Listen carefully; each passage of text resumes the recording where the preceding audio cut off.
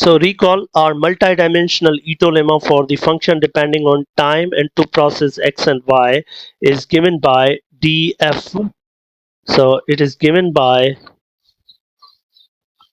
df to be equal to partial derivative of f with respect to t dt plus partial derivative of f with respect to x dx plus partial derivative of f with respect to y dy plus 1/2 second partial derivative of f with respect to x dx square plus 1/2 second partial derivative of f with respect to y dy square and plus partial derivative of f with respect to y first and then x dx dy. So this is how the multidimensional Ito lemma for the function that is depending on two Ito processes is given by. Let's assume that my f is depending on w1, which is the Brownian motion. So w1 and w2 sub t. Now these w1 and w2 are independent Brownian motions. So what is going to be my df in this case? So all that I have to do is basically I can say this is x1 and this is my x2 and there is no t. So I will just replace the w1 by x1 by w1 and x2 by w2. So my this formula will reads as df equal to uh, partial derivative of f with respect to t, it is 0, plus partial derivative of f with respect to w1 and dw1 plus partial derivative of f with respect to w2 dw2 plus 1/2.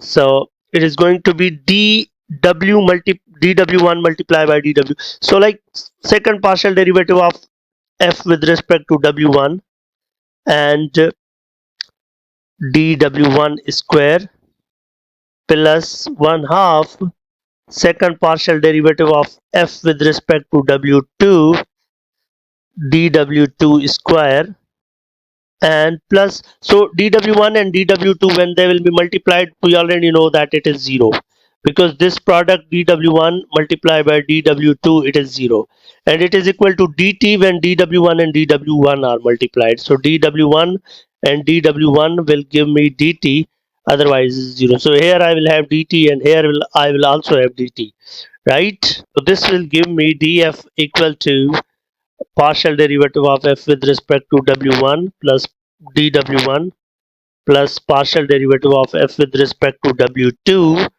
dw2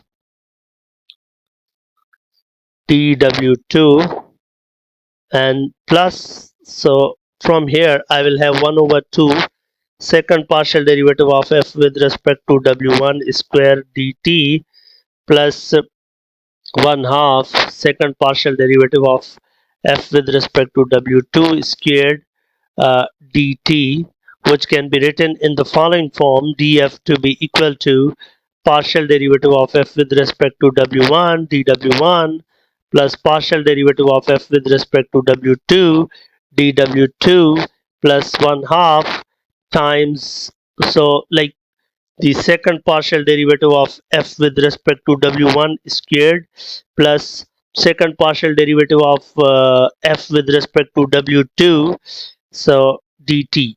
Now what you have to notice is my f is depending on two variables w1 and w2. So this is going to be the Laplacian of this f. So like what is Laplacian you need to recall from your multivariable.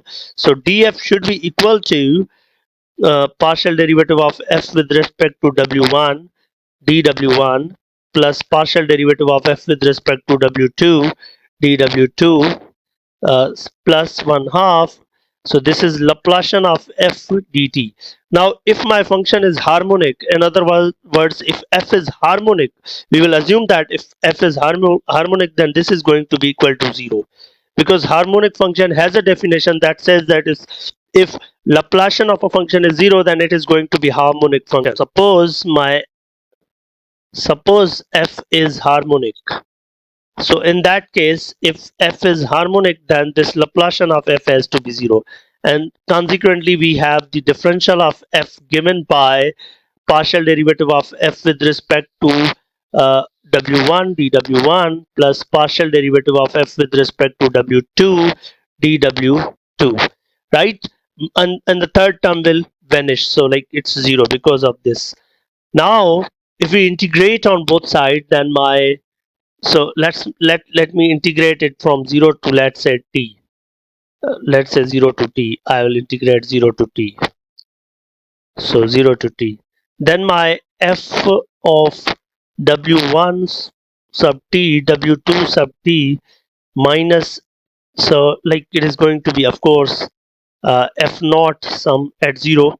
It is equal to 0 to t partial f by, so partial derivative of f with respect to w1 plus 0 to t partial derivative of f with respect to w2 dw2. Now you can realize from here that f can be written as the linear combination of stochastic integrals, so with some constant. So this, from here it follows that we know that if function depending on stochastic processes can be written in the linear combination of stochastic processes, stochastic integral, so it has to be martingale. So I can say that because this has been written in the form of uh, stochastic sum of stochastic integrals plus a constant, so it is martingale.